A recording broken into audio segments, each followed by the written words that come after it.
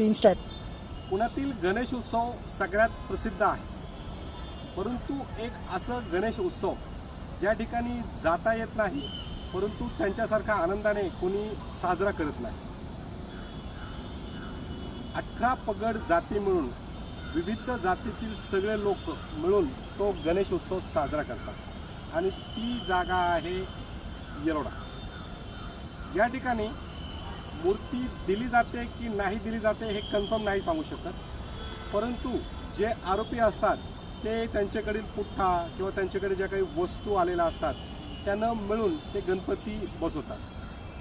बऱ्याच वेळेस जेलर साहेब चांगले असतील तर ती एक मूर्ती त्यांना देतात आणि हे 8 ते 10 दिवस ते सर्व जातीमधले कैदी म्हणजे कुठल्याही धर्माचा असो कोणी असो ते मिळून मग त्या ठिकाणी आतल्या आतच छोटे मोठे स्पर्धा कॉम्पिटिशन ठेवतात, डान्स वगैरे ठेवतात आणि जेव्हा शेवटी गणेश विसर्जनाचा दिवस असतो ते लोक नाचत गाचत जेलच्या दरवाजापर्यंत येतात आणि तिथून ती मूर्ती पुढील हवालदारांना दिली जाते आणि ते लोक ते विसर्जित करतात.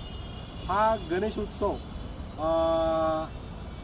ह्या सगळ्यांना एकत्र करून जातो.